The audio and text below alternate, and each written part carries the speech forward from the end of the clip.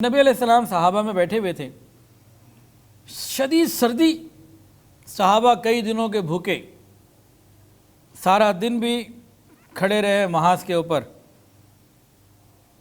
نہ کھانے کو کچھ تھا، تھکن شدید ترین، مستقل ایک اعصابی جنگ بھی تو ہوتی ہے نا، اعصاب کے اوپر بھی کتنا پریشر، اس مستقل حال میں تھے۔ اب جو انتہائی تند و تیز ہوا چل رہی تھی، برفانی جو ہے نا وہ جھکڑ چل رہے تھے۔ نبی علیہ السلام نے چاہا کہ کوئی ساتھیوں میں سے جائے جاسوس کے طور پر اور کفار کے لشکر کی خبر لے کر آئے۔ تو نبی علیہ السلام کھڑے ہوئے اور آپ نے فرمایا کہ بھئی کون ہے جو کھڑا ہو اور دشمن کے لشکر میں جا کر ان کی خبر لائے، اللہ اسے جنت عطا کرے گا۔ صحابہ تو جانثار تھے، لیکن حالات اس وقت ایسے ہوئے پڑے تھے کسی کے اندر کھڑے ہونے کی ہمت ہی نہیں ہوئی۔ کئی دن کا فاقہ اور مستقل تھکان اور محنت، سارا دن ابھی کھڑے ہو کر آئے تھے، اب جسم میں قوت ہی نہیں تھی۔ نبی علیہ السلام نے دیکھا کوئی کھڑا نہ ہوا، آپ نماز میں مشغول ہو گئے۔ نماز پڑھنے کے بعد کہا بھئی کون ہے جو جائے اور خبر لا کے ہمیں دے، اللہ اسے جنت عطا کرے گا۔ صحابہ پھر کھڑے ہوئے، خواہش تو ہے کہ اٹھیں لیکن ہمت ہی نہیں ہے، اتنی جو ہے نا وہ کمزوری ہوئی ہے کہ وہ کیا کرے۔ پھر نبی علیہ السلام نماز میں مشغول ہو گئے۔ نماز کے بعد تیسری مرتبہ نبی علیہ السلام نے فرمایا کہ ہاں بھئی کون ہے جو دشمن کے لشکر میں تنے تنہا جائے اور جا کر یہ خبر لے کر آئے تو جنت میں میرا ساتھی بنے گا۔ صحابہ خاموش ہیں کہ ہمت نہیں ہو رہی، کمزوری ہے، ضعف ہے، اس طرح کا معاملہ۔ نبی علیہ السلام نے تیسری دفعہ کہنے کے بعد ایک صحابی بیٹھے تھے، حذیفہ تم کھڑے ہو، تم جاؤ اور جا کر خبر لے کر آؤ۔ کہتے ہیں کہ اب جب مجھے نام لے کے کہہ دیا گیا، اب تو میں نہیں کہہ سکتا کہ میں نہیں جاؤں گا۔ میں خیر کھڑا ہوا اور میری حالت ایسی تھی جیسی سب کی تھی، تو حالت تو کوئی بھی نہیں تھی، اور میرا پورا بدن سردی سے ایسے کانپ رہا تھا، میں تو لرز رہا تھا اور سارے لرز رہے تھے۔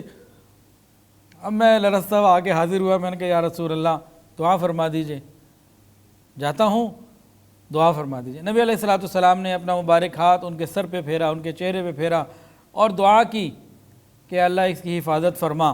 کہتے ہیں جب دعا ہوئی، میں اندر ہوں تو سردی لگ رہی ہے، نبی علیہ السلام کی دعا لے کے نکلا اور میں نے پھر اپنا تیر کمان اٹھایا۔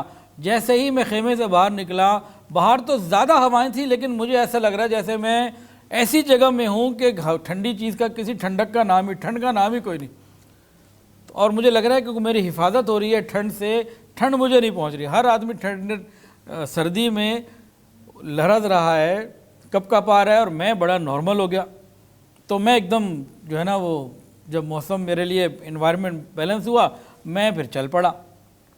اب خیر میں نے خاموشی سے کسی طرح کفار کے لشکر میں پہنچا تو وہاں دیکھا، وہاں عجیب حالات، شور مچا ہوا ہے، ہانڈیاں الٹی پڑی ہوئی ہیں، خیمے اکھڑتے جا رہے ہیں، جانور ادھر ہو رہے ہیں، عجیب سا ایک افراتفری کا مسئلہ ہے۔ اور میں نے دیکھا ابو سفیان ایک جگہ پہ آگ سیک رہے اور وہ چاہ رہے تھے کہ لوگوں سے جمع کر کے نکلنے کی، کوچ کی یہاں سے آواز نکالیں۔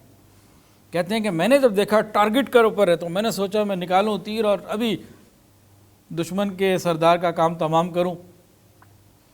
تو میں نے یہ بھی ارادہ کیا تھا، پھر دل میں ایک دم خیال آیا کہ رسول اللہ صلی اللہ علیہ وسلم نے مجھے جاتے ہوئے کہا تھا حذیفہ صرف خبر لے کر آنی ہے، اس کے علاوہ اور کچھ نہیں کرنا، کوئی نئی بات مت کرنا، تمہارا کام صرف جانا ہے اور وہاں کے حالات لا کے دینا، اس کے علاوہ کچھ نہ کرنا۔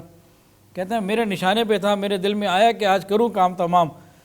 پھر نبی علیہ السلام کی نصیحت یاد آ گئی کہ مجھے عملی طور پہ کچھ کرنے سے منع کیا گیا تھا، میں رک گیا۔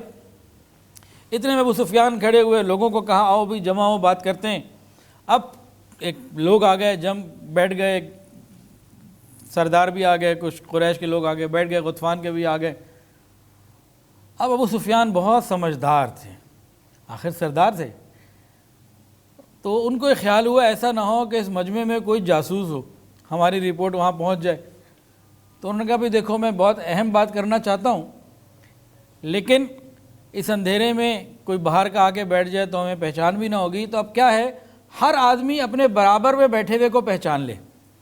تو جتنے بیٹھے ہوئے نا، جیسے ماشاءاللہ یہاں بیٹھے ہوئے ہیں، اب ہر آدمی اپنے برابر والے سے پوچھ لے کہ بھئی آپ کون ہیں، تو سب کو یقین ہو جائے کہ اپنے ہی بیٹھے ہیں, باہر کا کوئی نہیں ہے, تو پھر میں بات شروع کروں. اب حذیفہ ابن یمان تو بیٹھے تھے, پتہ ہے انہوں نے کیا کیا, ادھر سے انہوں نے بات کی, ادھر سے فوری طور پر انہوں نے اپنے برابر والے کی ران پہ ہاتھ مارا, بھائی کون ہے تو, اپنا نام بتاؤ. کہا تم مجھے نہیں جانتے, میں یہ ہوں. وہ قبیلہ بنی حوازن کا شخص تھا. کہتے ہیں کہ اس طرح سے میں بچا, وہ مجھ سے پوچھ لیتا تو میرے لیے جواب دینا ایک الگ مرحلہ تھا. پہلے ہی میں نے آگے, ہاں بھائی کون ہو تم, نام بتاؤ اپنا, تم مجھے نہیں جانتے. تو اس طریقے کہتے ہیں کہ میں بچا. اس کے بعد پھر یہ بچانے والا اللہ ہے, دل میں بات پیدا کرنے والا اللہ ہے.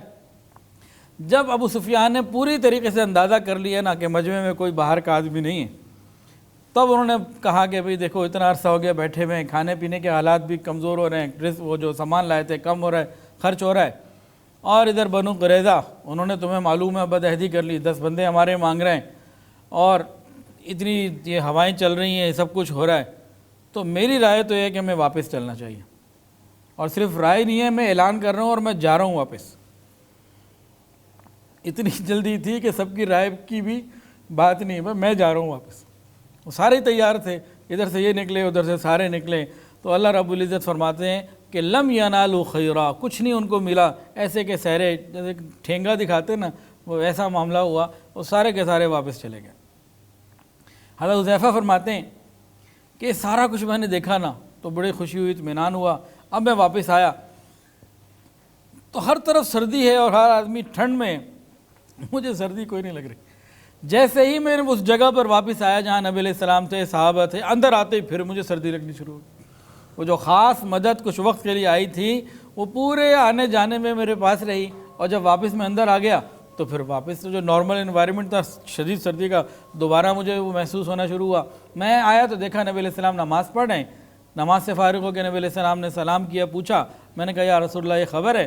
رسول اللہ صلی اللہ علیہ وسلم اتنا مسکرائے, فرماتے ہیں کہ رات کے اندھیرے میں نے دانتوں کی چمک کو, روشنی کو محسوس کیا, مبارک دندان چمکنے لگے. پھر نبی علیہ السلام نے اپنے قدموں میں مجھے جگہ دی, اور جو چادر آپ اڑے ہوئے تھے اس کا کچھ حصہ میرے اوپر ڈال دیا, یہاں تک کہ میں وہاں سو گیا. پھر جب صبح ہو گئی, فجر کے قریب نبی علیہ السلام نے مجھے اٹھایا, یہ کہہ کے قم یا نعمان, کھڑے ہو جاؤ بہت سو جانے والے. تو یہ نبی علیہ السلام نے ان کو اٹھایا. اس کے بعد بخاری میں بھی روایت موجود ہے, نبی علیہ السلام نے فرمایا, ایک خبر دی, آج کے بعد آئندہ کبھی یہ کافر ہم پر حملہ نہیں کر سکیں گے, اب حملہ کریں گے, اب حملہ کرنے کی باری ہماری ہے, ان کا وقت پورا ہو چکا.